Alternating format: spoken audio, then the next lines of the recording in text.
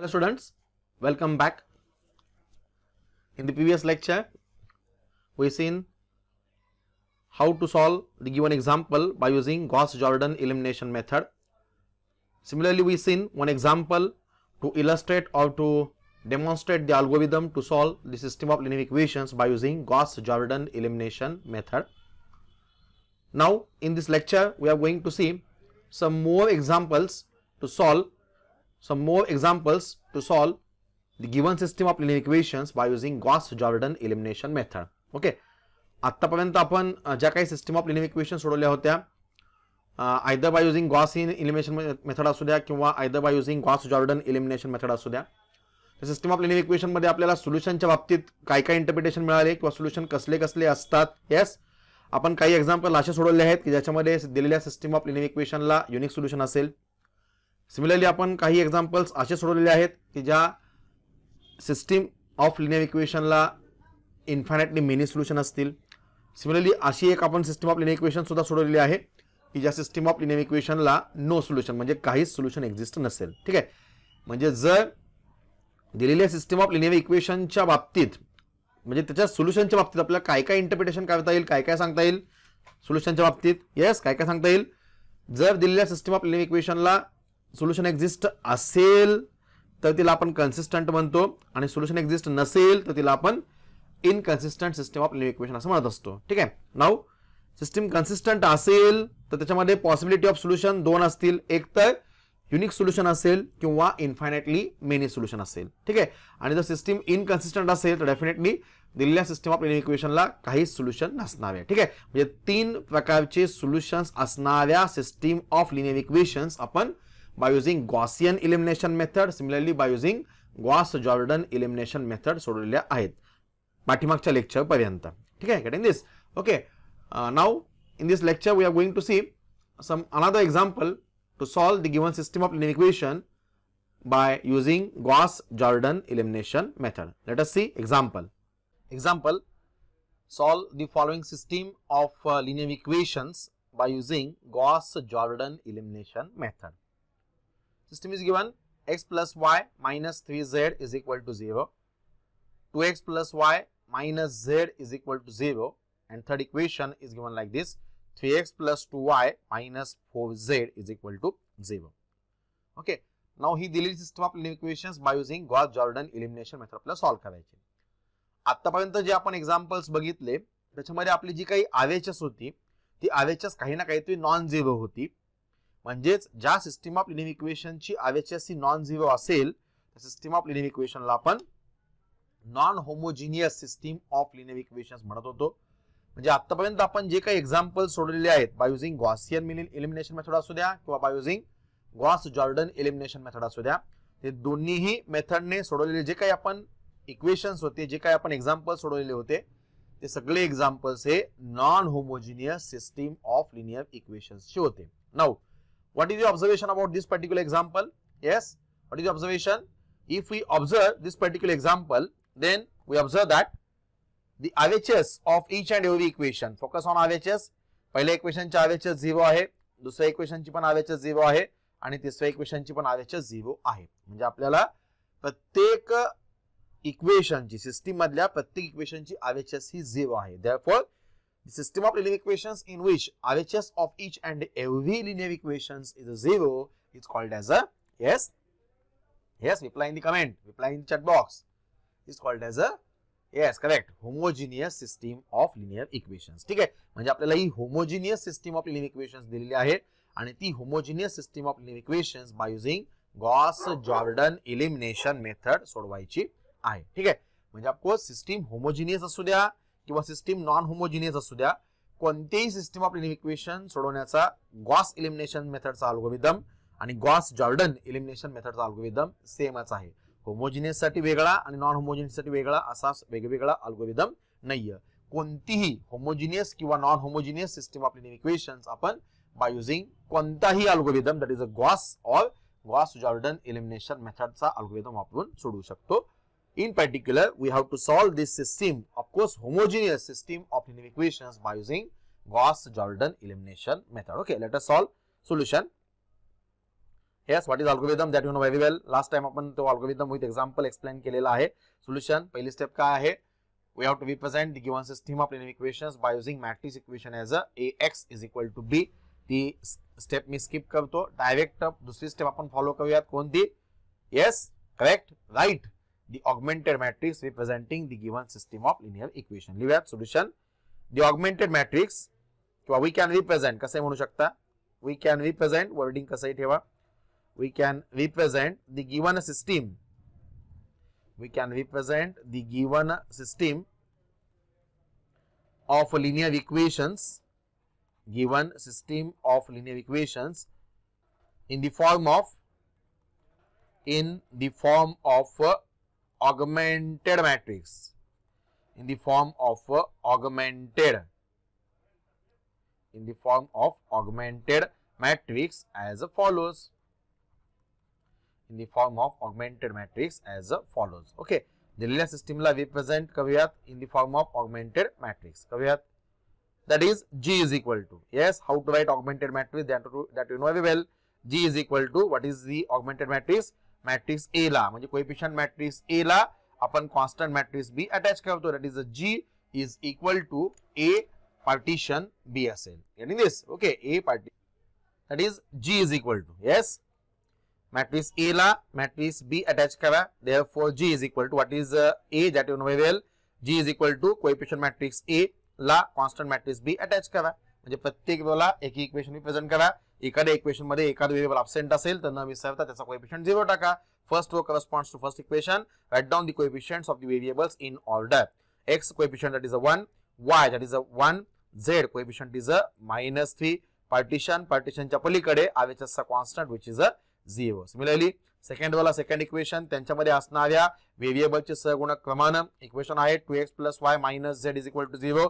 x चा coefficient असेल 2, that for y is a 1, that for z is a -1 and the constant which is present on RHS is a 0. Similarly third वाला third equation represent करा. त्यांच्यामध्ये असणाऱ्या व्हेरिएबलचे सहगुणक क्रमानं x चा कोएफिशिएंट असेल 3, that for y is a 2, that for z is a -4 and the constant which is present on RHS is a 0. Okay, therefore पुढे ऑगमेंटेड मॅट्रिक्स जी मध्ये लिहून घेतला. पुढे काय करायचं आहे? स्टेप नंबर 3 काय? Yes, reduce that matrix into row echelon form by performing suitable row transformations. Okay, let us reduce. Step ज्या करतोय ती लिहायचं, त्याला मार्क्स आहेत. Let us reduce step by step. Let us reduce this augmented matrix into row echelon form. Into row echelon form by performing suitable row transformations. By performing suitable row transformations. Okay, योग्य प्रकारची row ट्रान्सफॉर्मेशन्स वापरून दिलेला augmented matrix रूपांतर row echelon form मध्ये करा. ते कसं करायचं याचा आपण सेपरेट व्हिडिओ लेक्चर बनवलेला आहे, ते तुम्ही पुन्हा एकदा पाहू शकता. Therefore G is equal to, yes, एखाद्या रोची सुरुवात एखाद्या नॉन झिरो नंबरने झाली असेल तर त्यातला पहिला नॉन झिरो नंबर हा 1 असला पाहिजे. त्या 1 ला आपण लीडिंग 1 असं म्हणतो. इथं आपला ऑलरेडी लीडिंग 1 आहेच आहे. आता एकदा का लीडिंग 1 ऍडजस्ट झाला की लगेच त्याच्या साह्याने त्याच्या खाली त्याच्या कॉलम मध्ये सगळीकडे 0 आणायचे आणि ते 0 आणण्यासाठी योग्य प्रकारचं रो ट्रान्सफॉर्मेशन करावं लागेल. ठीक आहे, प्रोसीड. या 1 च्या साह्याने 2 च्या ठिकाणी 0 आणायचं आहे, म्हणजेच R2 च्या ठिकाणी 0 आणायचं आहे. मदत घ्यायची आहे R1 ची. What should be calculation? ठीक आहे, इथे लिहू शकताय perform.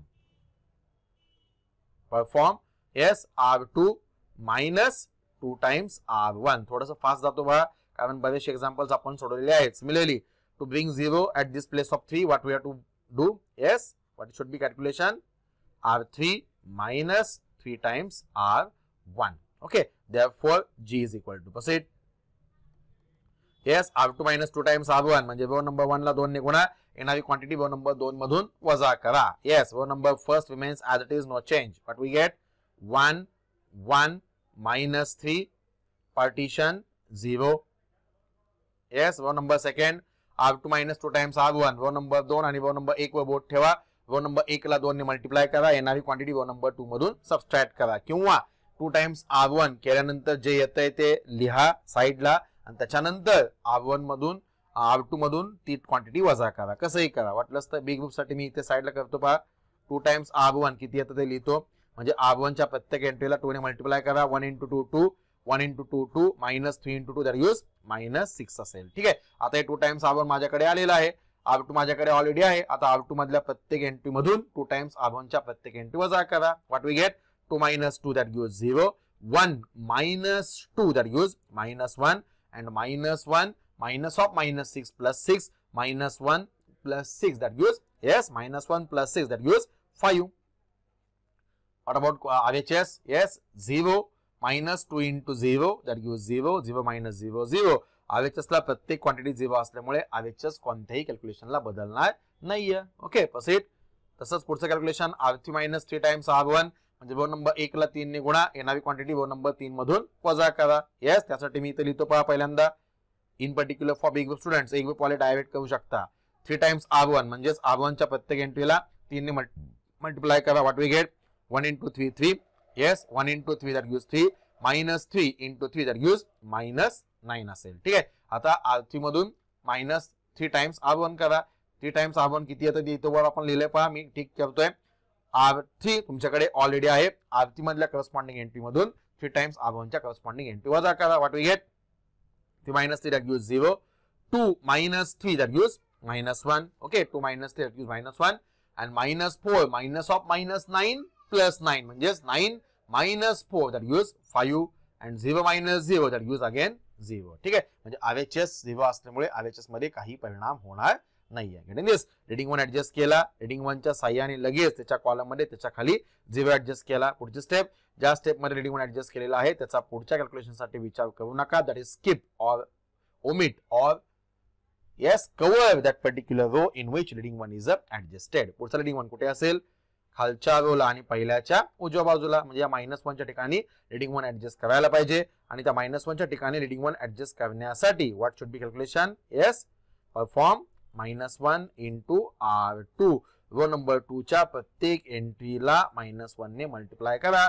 Therefore G is equal to yes, row number 1 remains as it is, 1 1 -3 partition 0 as it is.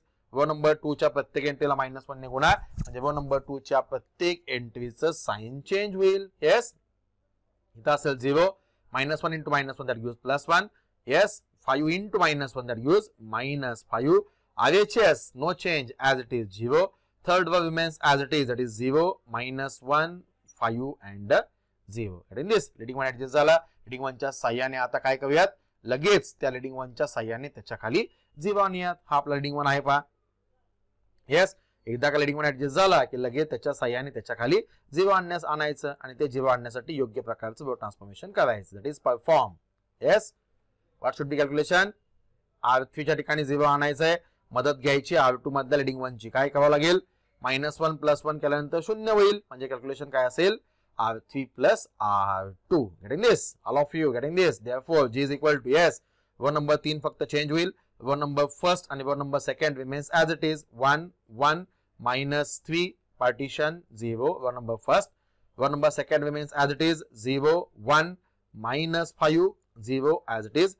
R3 plus R2. 0 plus 0 that gives 0. -1 plus 1 that gives 0. And 5 minus 5 that gives 0. 0 plus 0 that gives 0. RHS as it is, no change. Getting this? Okay. Now reading 1 झाला. reading 1 च्या साह्याने त्याच्या खाली 0 adjust केलेला आहे. What is your observation now? Yes, reading 1 adjust केला. पहिला हा त्याच्या खाली 0 ऍडजस्ट केला. पुढचा reading 1 खालच्या बाजूला पहिल्या उजव्या बाजूला ऑलरेडी आपण ऍडजस्ट केलेला आहे. reading 1 च्या साह्याने त्याच्या खाली 0 ऍडजस्ट केलाय आणि 0 असणार row at the bottom of the matrix आपण ऍडजस्ट केलेला आहे. म्हणजे हा जो आहे तोच आपला काय आहे? Row echelon form. ठीक आहे. दिस इज, लक्षात येतंय का? This is a row echelon form.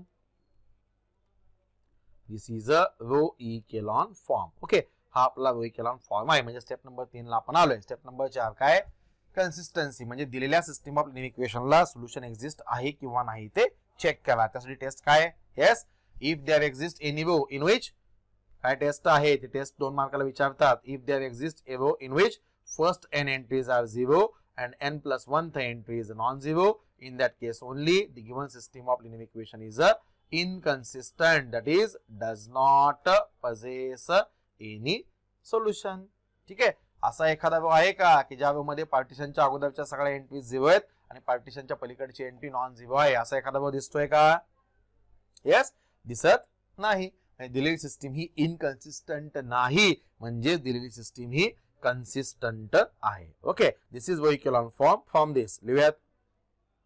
पहिल्यांदा ऑब्झर्वेशन केले आणि मग conclusion. From this it is clear that the given system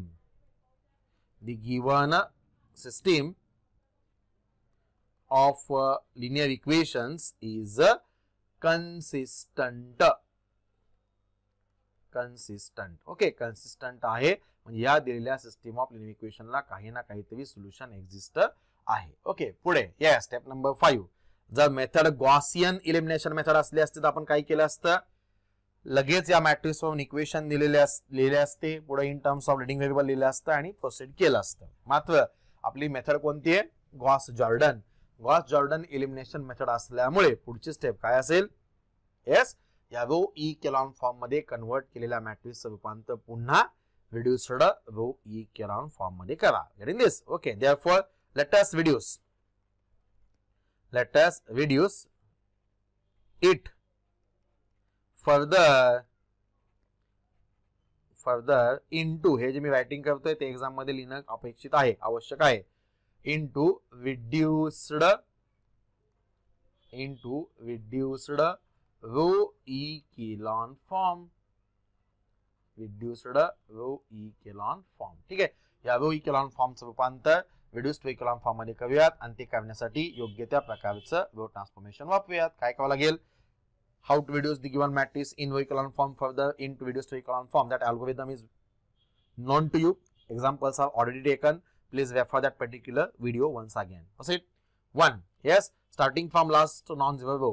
Last non-zero row पासून स्टार्ट करा. लीडिंग 1 च्या साह्याने लीडिंग 1 च्या कॉलम मध्ये सगळीकडे 0 आणा. येस, लास्ट नॉन-झिरो रो कुठे आहे?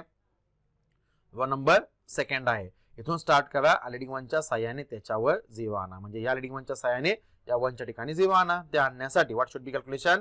Yes, perform. येस, R1 च्या ठिकाणी 0 आणायचा आहे. R2 च्या साह्याने 0 आणायचा आहे. What should be calculation? Very simple.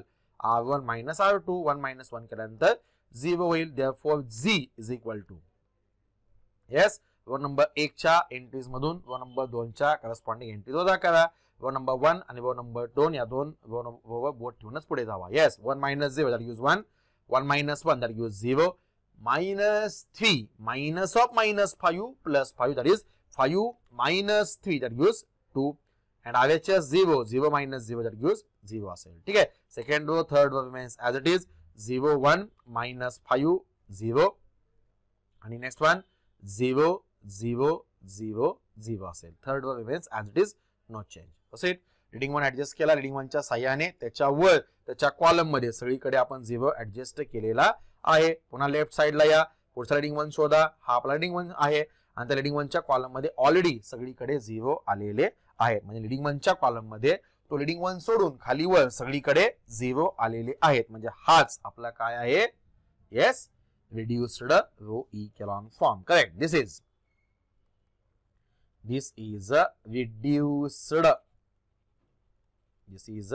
reduced row echelon form. ठीक आहे. हा म्हणजेच आपला रिड्युस्ड रो इकेलॉन फॉर्म आहे. लक्षात येते का? Okay, now proceed. पुढची स्टेप काय? येस, या रिड्युस्ड रो इकेलॉन फॉर्म वरून त्याचं रूपांतर सिस्टीम ऑफ लिनियर इक्वेशन्स मध्ये करा. ठीक आहे. देयरफॉर लेट अस rewrite किंवा राईट म्हणलं तरी चालेल. The system of linear equations. From this particular reduced to echelon form matrix. Therefore, G is equal to, yes, therefore row number 1 वरून पहिले इक्वेशन लिहा. काय असेल?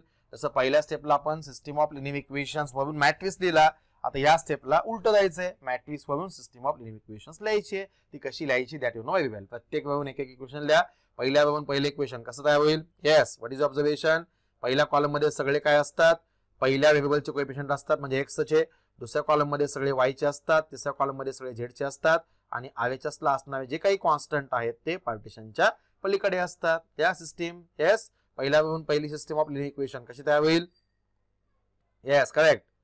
x y चा कोएफिशियंट 0 आहे म्हणजे y absent plus 2 times z is equal to RHS 0. ह्याला equation number 1 म्हणतो. Similarly, from row number second, I can write down the second equation as, yes, इथं 0 आहे म्हणजे x absent. Equation starts from y म्हणजे 1 into y minus 5 into z. That gives y minus 5z is equal to RHS 0 असेल. That is equation number 2 suppose. Similarly, from third row, can I write equation? Yes, 0x plus 0y plus 0z is equal to 0 म्हणजे 0 equal to 0. Equation तयार होणार नाहीये. दोनच equation आपल्याला मिळतील, पहिल्या वरून आणि दुसऱ्या वरून. ठीक आहे. पुढची स्टेप काय? ही जे काही सिस्टीम ऑफ लिनियर इक्वेशन आहे त्याच्यानुसार पुन्हा त्या सिस्टीमचं representation in terms of leading variable करा. त्याच्या अगोदर एक स्टेप राहिली पहा. येस, सिस्टीम ऑफ लिनियर इक्वेशन्सच्या मध्ये मांडण्याच्या अगोदर एक स्टेप राहिली कोणती? येस, लीडिंग व्हेरिएबल्स आणि नॉन लीडिंग व्हेरिएबल्सची लिस्ट तयार करा. करूयात इथे जागा आहे पाहिजे करूयात. Yes, this is a reduced variable form. पुढे इथे लिहूयात leading variables are. Leading variables are, ज्या व्हेरिएबल्सच्या कॉलम मध्ये लीडिंग 1 आहे त्यांना म्हणायचं लीडिंग व्हेरिएबल्स आणि ज्यांच्यामध्ये लीडिंग 1 नाहीये त्यांना म्हणायचं नॉन लीडिंग व्हेरिएबल. ठीक आहे. x च्या कॉलम मध्ये लीडिंग 1 आहे म्हणजे x हे लीडिंग व्हेरिएबल आहे. y च्या कॉलम मध्ये लीडिंग 1 आहे म्हणजे y हे सुद्धा लीडिंग व्हेरिएबल आहे. म्हणजे लीडिंग व्हेरिएबल्स आर पण कोणते? x and y. and non leading variable and non leading variable म्हणजे कोणतं? ज्या व्हेरिएबलच्या कॉलम मध्ये लीडिंग 1 प्रेझेंट नाही म्हणजे ॲब्सेंट आहे त्याला आपण नॉन लीडिंग व्हेरिएबल असं म्हणतो. z च्या कॉलम मध्ये लीडिंग व्हेरिएबल ॲब्सेंट आहे म्हणून z हे आपलं काय झालं? नॉन लीडिंग व्हेरिएबल झालं. Getting this? Okay. z non leading variable आहे आणि x आणि y हे काय आहेत? येस, लीडिंग व्हेरिएबल्स आहेत. नाउ या एवढ्याच वरून तुम्हाला सांगता येईल का सिस्टीम ऑफ लिनियर इक्वेशनला किती सोल्युशन्स असतील? येस, दिलेली सिस्टीम ऑफ लिनियर इक्वेशन कशी आहे? होमोजिनियस आहे, शिवाय ती कन्सिस्टंट आहे. कन्सिस्टंट आहे म्हणजे तिला काही ना काहीतरी सोल्युशन एक्झिस्ट आहे. सोल्युशन एक्झिस्ट आहे म्हणजे ते कोणकोणत्या पॉसिबिलिटीज असतील?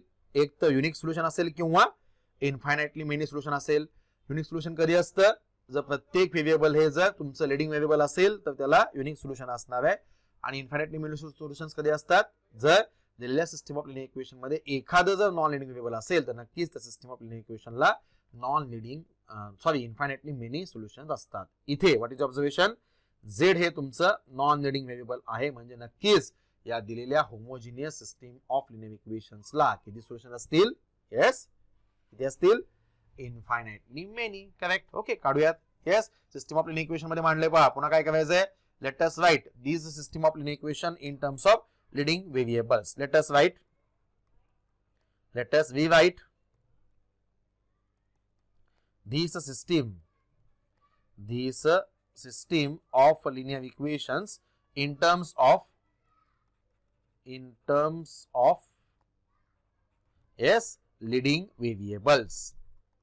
In terms of leading variables x and y. ठीक आहे. System of linear equations in terms of leading variables x आणि y लिहून टाकूयात. That implies equation number 1 implies पहिल्या इक्वेशनवरून पहिल्या लीडिंग व्हेरिएबलची किंमत म्हणजे पहिले इक्वेशन एका बाजूला ठेवा, x एका बाजूला ठेवा, बाकी सगळ्यांचं पक्षांतर करा. x equal to plus 2z goes there becomes minus 2z. Equation number next suppose 3 म्हणतो.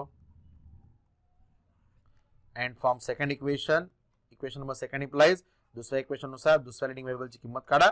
दुसऱ्या लीडिंग व्हेरिएबल y एका बाजूला ठेवा, बाकी सगळ्यांचं पक्षांतर. y is equal to minus 5z goes there becomes plus 5z. Okay, equation number 4 suppose. Getting this? Simple thing. Now पुढची step काय? जर दिलेल्या सिस्टम ऑफ लिनियर इक्वेशन मध्ये एखादं नॉन लीडिंग व्हेरिएबल असेल तर त्या नॉन लीडिंग व्हेरिएबलच्या ऐवजी आर्बिट्ररी कॉन्स्टंट असाइन करा. या सिस्टम ऑफ लिनियर इक्वेशन मध्ये z हे आपलं नॉन लीडिंग व्हेरिएबल आहे आणि त्याच्या ऐवजी आपल्याला आर्बिट्ररी कॉन्स्टंट असाइन करायला पाहिजे. let us assign, getting this, very simple algorithm. Let us assign non-leading variable z is equal to एखादा कोणताही arbitrary constant a b c d up to z, काही वापरू शकता, mn वापरा, pq वापरा, काही वापरा, z equal to समजा मी t put up करतो where t हा कोणताही arbitrary constant असेल, that is the t belongs to set of all real number, that is the r. Okay, t हा कोणताही arbitrary constant असेल म्हणजे z equal to t, एका व्हेरिएबल z ची आपल्याला व्हॅल्यू मिळालेली आहे. आता पुढे काय करायचं आहे? येस, स्टेप नंबर नेक्स्ट काय? Solve that system of linear equation from bottom equation to top equation. This method of solving equation from bottom to top is called as a back substitution method. ठीक आहे, खालून वर सोडवत जावा. कसं? Let us assign z equal to t, put up करा, put z equal to t in, खालून वर सोडवा म्हणजे पहिल्यांदा equation number 4 in equation number 4. Okay, equation number 4 मध्ये पुट अप करा. Therefore, by putting z equal to t in equation number 4, what we get? Y is equal to 5 into z. Replace that z by t. T घ्या, m घ्या, n घ्या, p घ्या, q घ्या, a b c काही घ्या. Y is equal to 5t. Similarly, put z equal to t. Just लिहितो पहा. Similarly, put z equal to t in equation number 3. Put z equal to t in equation number 3. ठीक है, therefore x equal to minus 2 into z, z ची value आहे t, that is x equal to minus 2 into t. ओके, म्हणजे x ची value मिळाली minus 2t, y ची value मिळाली 5t आणि z ची व्हॅल्यू मिळाली t. Last step, step number 11, what is that? After all final step. Yes, right the solution set. Solution set न विसरता लिहायला पाहिजे, त्याला मार्क्स रिझर्व आहे. Therefore required solution set is, किंवा solution set is equal to, yes, symbol S is equal to, पहिल्यांदा पहिल्या व्हेरिएबलची व्हॅल्यू म्हणजे एक्स ची value which is a minus 2t, त्याच्यानंतर दुसरं व्हेरिएबल म्हणजेच y ची value which is a 5t, आणि त्याच्यानंतर तिसरं व्हेरिएबल म्हणजेच z ची व्हॅल्यू की जी आपण असाइन केली t. हे सगळं असाइन करत असताना what is t? t is taken as a any arbitrary constant belongs to set of all real numbers, that is a r. म्हणजे of course z t belongs to r किंवा t belongs to z म्हणलं तरी चालेल. t belongs to z, z म्हणा वाटलं असतं. In particular t belongs to z. What is z? z is nothing but set of all, yes, set of all integers. t belongs to z म्हणा, r च्या ऐवजी specific t belongs to z म्हणूयात. z is what? Set of all integers. t हा कोणताही integer असेल म्हणजेच s is equal to minus 2t, 5t आणि t, where this t belongs to z. This is the solution of a given system of linear equation. Therefore, how many solutions that system possess? Yes, correct. जसे t ची value आपण बदलत जाऊ तसं आपल्याला वेगवेगळ्या प्रकारचा सोल्युशन सेट मिळणार आहे. t हा काय आपला कोणताही इंटिजर आहे म्हणजे आपल्याला या पर्टिक्युलर सिस्टम ऑफ लिनियर इक्वेशनच्या जशा आपण t च्या व्हॅल्यूज बदलत जाऊ तसे आपल्याला वेगवेगळे सोल्युशन्स मिळणार आहेत. असे किती सोल्युशन्स असतील? Yes, infinitely many solutions. Correct. Therefore this system किंवा गिवन सिस्टम म्हणलं तरी चालेल. This system of linear equations possess किंवा have काय म्हणा, possess किंवा have infinitely many solutions. Okay, म्हणजे या सिस्टम ऑफ लिनियर इक्वेशन्स ला इनफायनाइटली मेनी सोल्युशन्स एक्झिस्ट आहेत. लक्षात येते? Okay, very simple thing. त्या दिलेल्या सिस्टम ऑफ लिनियर इक्वेशनला इनफायनाइटली मेनी सोल्युशन्स आहेत. लक्षात येते? ओके, नाउ इथे एक्झाम्पल हे संपतंय. आता आपण एक काही रिमार्क्स डेव्हलप करूयात. फॉर एक्झाम्पल, मगाशी आपण पाहिलं पहा, ही जी काही दिलेली सिस्टम ऑफ लिनियर इक्वेशन आहे ती कशी आहे? होमोजिनियस आहे. इथे एक्झाम्पल संपलं बरं का. आता पुढचं आपण डिस्कशन करूयात. दिलेली सिस्टम ऑफ लिनियर इक्वेशन ही काय? होमोजिनियस आहे. म्हणजे नक्कीच प्रत्येक इक्वेशनची RHS ही 0 आहे. ठीक आहे, दिलेली system of linear equation he homogeneous आहे म्हणजेच प्रत्येक इक्वेशनची RHS ही 0 आहे. ओके, इथे लिहितो पहा मी, RHS of each and every equation is 0.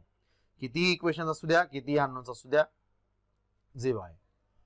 आपण दिलेल्या सिस्टमचं रूपांतर रो इकॉलॉन फॉर्म मध्ये करतो. लिडिंग वन आणतो त्याच्या खाली 0 आणतो, लिडिंग वन आणतो त्याच्या खाली 0 आणतो, सो अँड सो. त्यानंतर आपण कन्सिस्टन्सी चेक करतो, म्हणजे दिलेल्या सिस्टीम ऑफ लिनियर इक्वेशनला सोल्युशन एक्झिस्ट आहे किंवा नाही हे आपण रो इक्विव्हॅलेंट फॉर्मला गेल्यानंतर ठरवतो. दिलेली सिस्टीम ऑफ लिनियर इक्वेशनला काहीच सोल्युशन एक्झिस्ट नाही असं कधी असतं? If there exist any row in which first N entries, म्हणजेच पार्टिशनच्या अगोदरच्या एंट्रीज या 0 आहेत आणि पार्टिशनच्या पलीकडची एंट्री ही नॉन 0 असेल, त्याच एका केसमध्ये दिलेली सिस्टीम ऑफ लिनियर इक्वेशन ही इनकन्सिस्टंट असेल, that is does not possess any solution असेल. ठीक आहे. नाउ जर दिलेली system of linear equation he homogeneous असेल तर नक्कीच homogeneous system of linear equation मध्ये प्रत्येक इक्वेशनचे RHS काय असणार आहे? ओके, करेक्ट, 0 असणार आहे. दिलेल्या ऑगमेंटेड मॅट्रिक्स रूपांतर जेव्हा आपण रो इक्विव्हॅलेंट फॉर्म मध्ये करतो तेव्हा आपण वेगवेगळ्या प्रकारचे रो ट्रान्सफॉर्मेशन यूज करतो. कोणत्याही प्रकारचे रो ट्रान्सफॉर्मेशन जर आपण यूज केले तर RHS ला आपल्या प्रत्येक इक्वेशनच्या RHS ला 0 आहे, म्हणजे आपली RHS ही कधी डिस्टर्ब होऊन नॉन 0 होईल का? I am talking about only homogeneous system of linear equations. Okay, performing row transformations, वेगवेगळ्या प्रकारचे रो ट्रान्सफॉर्मेशन्स केल्यानंतर जेव्हा मॅट्रिक्स रूपांतर आपण रो इक्विव्हॅलेंट फॉर्म मध्ये करतो तेव्हा डेफिनेटली तीच ट्रान्सफॉर्मेशन आपण RHS ला पण वापरतो. Now homogeneous system of linear equation मध्ये RHS ला सगळ्या व्हॅल्यूज या 0 असल्यामुळे RHS ची व्हॅल्यू कधी नॉन 0 होईल का? येस, कधीही नॉन 0 होणार नाही. करेक्ट आहे. ठीक आहे. म्हणजेच दिलेल्या सिस्टम ऑफ लिनियर इक्वेशन मध्ये अशी कधी केस येईल का की पार्टिशनच्या अगोदरच्या सगळ्या एंट्रीज 0 आहे आणि पार्टिशनच्या पलीकडे नॉन 0 आहे, अशी कधी केस येईल का? येस, अशी कधीही केस येणार नाही. म्हणजेच दिलेली सिस्टम ऑफ लिनियर इक्वेशन ही कधीही इनकन्सिस्टंट नसणार आहे. म्हणजेच दिलेली सिस्टम ऑफ लिनियर इक्वेशन म्हणजे दिलेली homogeneous system of linear equation ही कायम ऑलवेज कन्सिस्टंटच असणार आहे. Get this? Okay, I am talking about only homogeneous system of linear equation. ठीक आहे. याच्यानुसार आपण एक रिमार्क डेव्हलप करू शकतो. लक्षात येते का? Yes, homogeneous system of linear equation मध्ये सोडवत असताना पार्टिशनच्या अगोदरच्या सगळ्या एंट्रीज मे बी 0 येतील, पण पार्टिशनच्या पलीकडची एंट्री कधीही नॉन 0 येणार नाही. म्हणजेच homogeneous system of linear equation ही कधीही इनकन्सिस्टंट होणार नाहीये. म्हणजेच homogeneous system of linear equation is always consistent. हा एक रिमार्क आपण डेव्हलप केला. हा रिमार्क कायम ऑब्जेक्टिव्ह क्वेश्चन साठी विचारतात. कोणता? Yes, homogeneous system of linear equations is always consistent.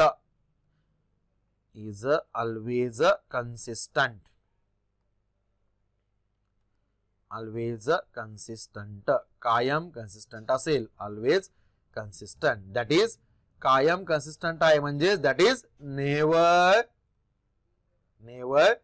इनकन्सिस्टंट. म्हणजेच दिलेली सिस्टम ऑफ लिनियर इक्वेशन ही कायम ऑलवेज कन्सिस्टंट असेल, याचा अर्थ ती कधीही इनकन्सिस्टंट नसेल. ठीक आहे.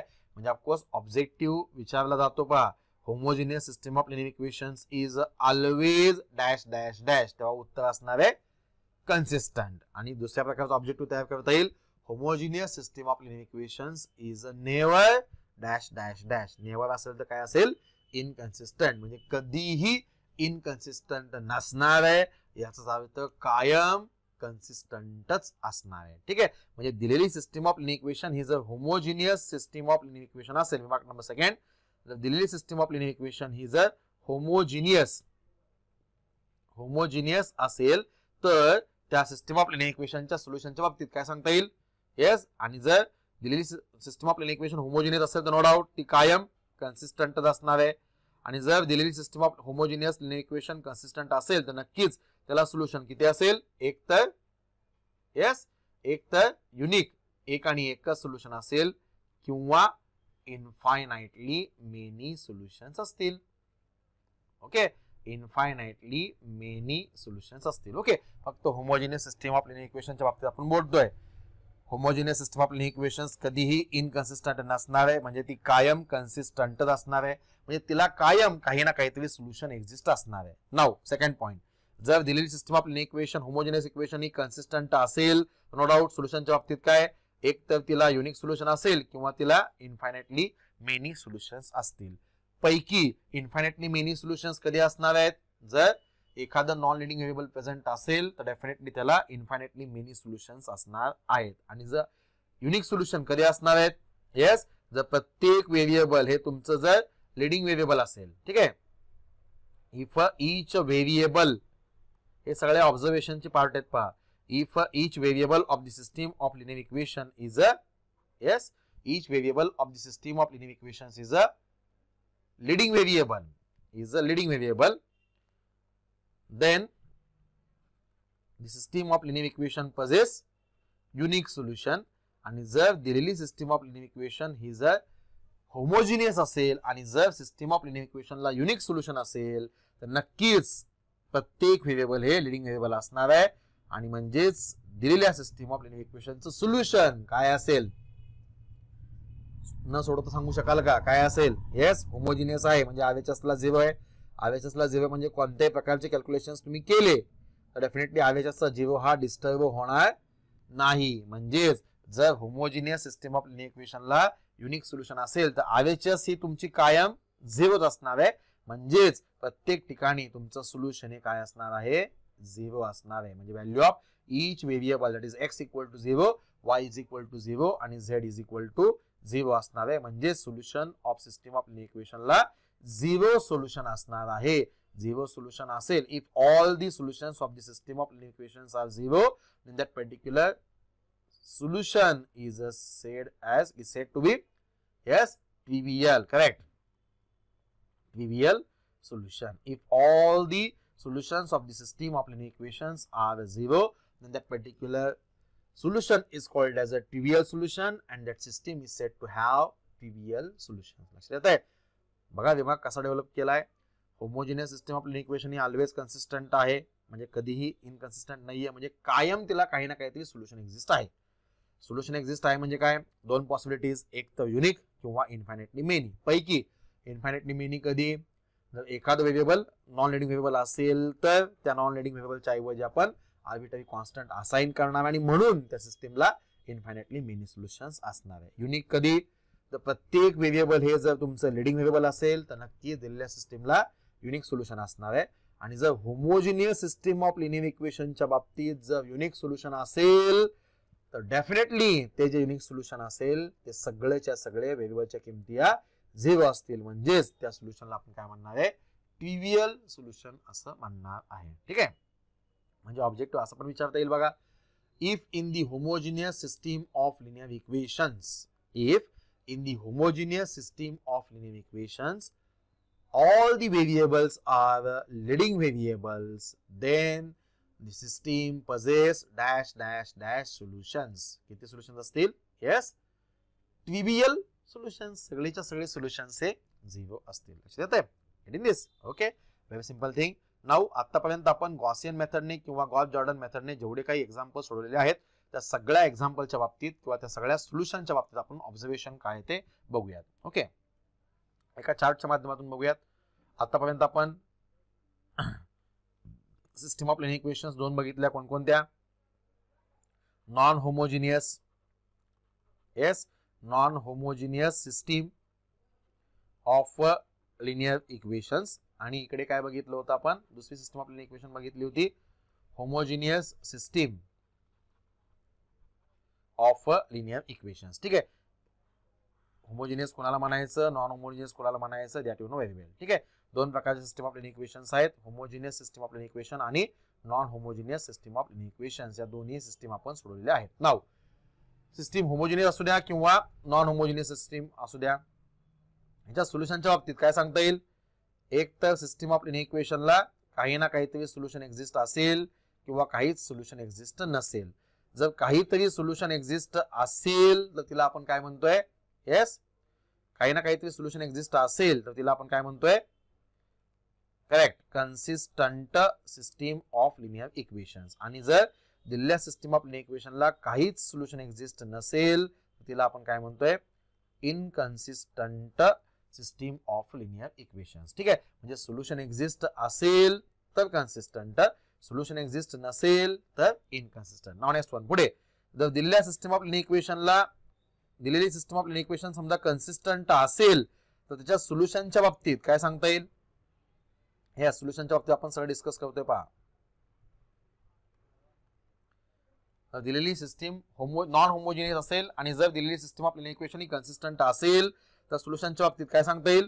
एक तर त्या सिस्टीम ऑफ लिनियर इक्वेशनला युनिक एक आणि एकच सोल्युशन असेल किंवा त्या सिस्टीम ऑफ लिनियर इक्वेशनला एकापेक्षा जास्त म्हणजेच इनफायनाइटली मेनी सोल्युशन्स असतील. पैकी युनिक सोल्युशन कधी जर प्रत्येक व्हेरिएबल ठीक आहे जर प्रत्येक व्हेरिएबल याच्यावर लॉट्स ऑफ ऑब्जेक्टिव्ह तयार करता येतील पहा. If each variable of the system of linear equation is a leading variable, जर प्रत्येक व्हेरिएबल हे जर लीडिंग व्हेरिएबल असेल तर त्या सिस्टीम ऑफ लिनियर इक्वेशनला युनिक सोल्युशन असणार आहे. आणि इन्फायनाइटली मेनी कधी if there is any non leading variable is present. Non leading variable is present. जर एखादं नॉन लिडिंग व्हेरिएबल प्रेझेंट असेल तर त्या सिस्टीम ऑफ लिनियर इक्वेशनला डेफिनेटली इन्फायनाइटली मेनी सोल्युशन्स असणार आहे. लक्षात येत आहे. नाउ इन्फायनाइटली मेनी सोल्युशन्स कधी असणार आहेत आणि युनिक सोल्युशन कधी असणार आहे हे आपण बघितलं. प्रत्येक व्हेरिएबल समजा युनिक सोल्युशन प्रत्येक व्हेरिएबल समजा लिडिंग व्हेरिएबल असेल तर युनिक सोल्युशन आणि जर एखादं नॉन लिडिंग व्हेरिएबल असेल तर इन्फायनाइटली मेनी सोल्युशन्स असतील. ठीक आहे.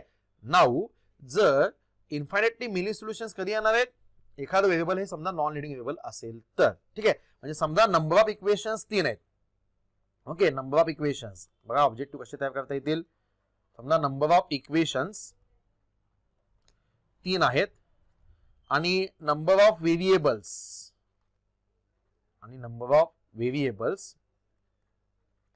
समजा 5 आहेत.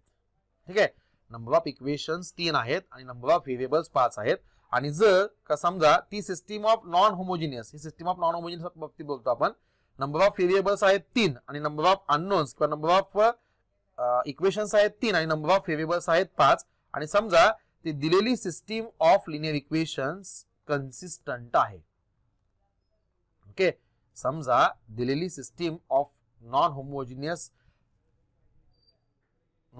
सिस्टीम ऑफ लिनियर इक्वेशन समजा कन्सिस्टंट आहे तर त्याच्या सोल्युशनच्या बाबतीत काय सांगता येतं. त्या सोल्युशनला युनिक सोल्युशन असेल का इन्फायनाइटली मेनी सोल्युशन असेल. ठीक आहे. नंबर ऑफ इक्वेशन्स आहेत 3 आणि नंबर ऑफ व्हेरिएबल्स आहेत 5. तर सिस्टीम सोडवण्याच्या अगोदर आपण असं सांगू शकतो का दिलेल्या सिस्टीम ऑफ लिनियर इक्वेशनला किती सोल्युशन असतील सांगता येईल का. येस करेक्ट सांगता येईल. कसं ज्यावरती सिस्टीम ही कन्सिस्टंट आहे त्यावरती 2 पॉसिबिलिटीज एक तर युनिक सोल्युशन्स किंवा इन्फायनाइटली मेनी सोल्युशन्स. ठीक आहे. आता आपण वर डिस्कस केलं बा एक तर युनिक सोल्युशन असतील किंवा इन्फायनाइटली मेनी सोल्युशन असतील. पैकी युनिक कधी इन्फायनाइटली मेनी सोल्युशन्स कधी आपण बघतोय. ज्यावरती नंबर ऑफ इक्वेशन्स 3 आहेत त्यावरती प्रत्येक रोला 3 रोज असणार आहेत. त्यावरती हा आपला ऑगमेंटेड मॅट्रिक्स जे आहे समजा 3 रोज असतील. म्हणजे समजा जास्तीत जास्त रीडिंग म्हणून आपण किती ऍडजस्ट करू शकतो. समजा या रो मध्ये एका रीडिंग म्हणून ऍडजस्ट केला समजा या रो मध्ये एका रीडिंग म्हणून ऍडजस्ट केला समजा या रो मध्ये एका रीडिंग म्हणून ऍडजस्ट केला म्हणजे जास्तीत जास्त आपण 3 लीडिंग वन ऍडजस्ट करू शकतो. ओके 3 लीडिंग वन ऍडजस्ट करू शकतो. मे बी 2 असतील किंवा 1 असेल म्हणजे ऍट दी मोस्ट जास्तीत जास्त किती लीडिंग वन ऍडजस्ट करू शकतो.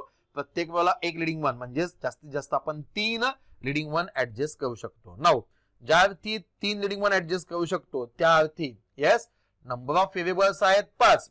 5 पैकी कोणते तरी 3च ज्यावरती 3 लीडिंग व्हेरिएबल ऍडजस्ट केले त्यावरती 5 पैकी कोणते तरी 3 व्हेरिएबल्सच आपले काय असतील येस लीडिंग व्हेरिएबल्स असतील. लक्षात येत आहे. प्रत्येक वेळेला एक लीडिंग वन आपण ऍडजस्ट करणार म्हणजे प्रत्येक वेळेला 1 लीडिंग वन याचा आपण विचार केला तर जास्तीत जास्त 3 लीडिंग वन ऍडजस्ट करतो. जास्तीत जास्त 3 लीडिंग वन ऍडजस्ट करू शकतो म्हणजे जास्तीत जास्त 3च लीडिंग व्हेरिएबल्स आपण ऍडजस्ट करू शकतो किंवा 3च लीडिंग व्हेरिएबल्स येणार आहेत. टोटल नंबर ऑफ व्हेरिएबल्स आहेत 5 पैकी 3 हे लीडिंग व्हेरिएबल्स आहेत म्हणजे राहिलेले 2 काय असतील नक्कीच नॉन लीडिंग व्हेरिएबल्स असतील. आणि ज्यावरती नॉन लीडिंग व्हेरिएबल्स आहेत त्यावरती त्या नॉन लीडिंग व्हेरिएबलच्या ऐवजी आपण कोणता तरी आर्बिटरी कॉन्स्टंट असाइन करणार आणि ज्यावरती आर्बिटरी कॉन्स्टंट असाइन करणार त्यावरती दिलेल्या सिस्टीम ऑफ लिनियर इक्वेशन्सला किती सोल्युशन असतील, इनफायनाइटली मेनी सोल्युशन्स असतील. लक्षात येत आहे. म्हणजे जर non homogeneous system of linear equations मध्ये लक्षात येतंय का काय डिस्कस केलं ते, जर non homogeneous system of linear equation ही जर कन्सिस्टंट असेल, ओके, हे सगळं आपल्या कन्सिस्टंटच्या बाबतीत चाललेलं आहे. इनकन्सिस्टंट असेल तर सोल्युशनच एक्झिस्ट नाहीये, काय सांगता येणार नाहीये.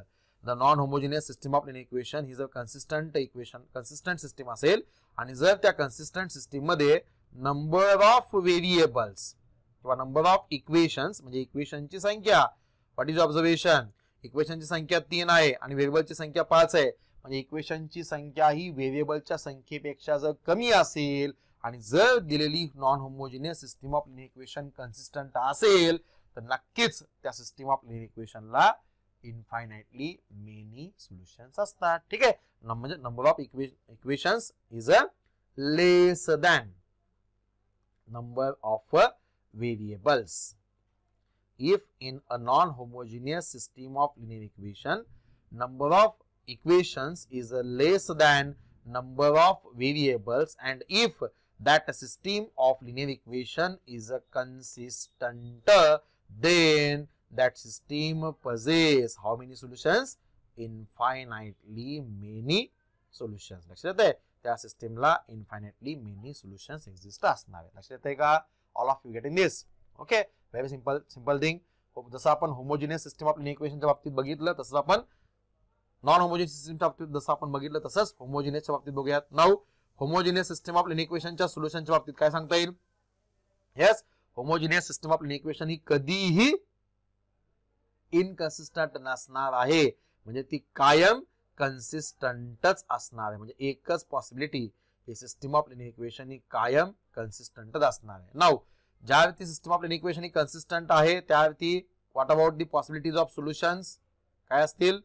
एक तर त्या होमोजिनियस सिस्टीम ऑफ लिनियर इक्वेशनला युनिक सोल्युशन असेल किंवा इनफायनाइटली मेनी सोल्युशन्स असतील. ओके, एक तर युनिक असेल किंवा इनफायनाइटली मेनी सोल्युशन्स असतील. पैकी जर दिलेल्या system of homogeneous system of linear इक्वेशनला युनिक सोल्युशन असेल तर नक्कीच ते जे सोल्युशन असेल ते सगळं काय असणार आहे?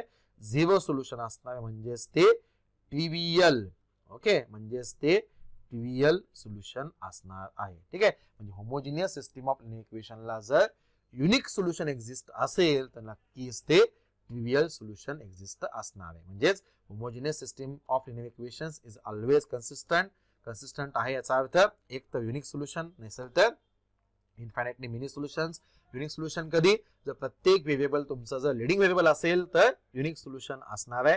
आणि जर युनिक सोल्युशन असेल तर नक्कीच ते काय असणार आहे? प्रत्येक व्हेरिएबलची किंमत ही 0 असणार आहे. म्हणून त्याला आपण काय म्हणतोय? Trivial solution. आणि जर युनिक सोल्युशन नसेल तर इनफायनाइटली मेनी सोल्युशन्स असणार आहेत. इनफायनाइटली मेनी सोल्युशन्स कधी असणार आहेत? एखादं व्हेरिएबल हे जर नॉन लीडिंग व्हेरिएबल असेल तर नक्कीच त्याला infinitely many solutions असणार आहे. Getting this? Okay, this is all about solution of a non-homogeneous system of linear equation and a homogeneous system of linear equation. Getting this? Okay, which is very important. याच्यावर बऱ्याच टाइपचे objective questions तयार करता येतात. त्याच्यामुळे हे comparatively chart काढून मी सांगितलेलं आहे. Okay, thus in the today's lecture we seen how to solve homogeneous system of linear equations by using Gauss-Jordan elimination method. Similarly, we seen all the predictions, all the possibilities of the solution of a system of linear equation, whether it is a non-homogeneous or it is a homogeneous. Lots of examples, lots of objectives, MCQs can be formed on this particular nature of a solution of a homogeneous system of linear equations as well as non-homogeneous system of linear equations. Getting this? Okay, let's stop here. Thank you.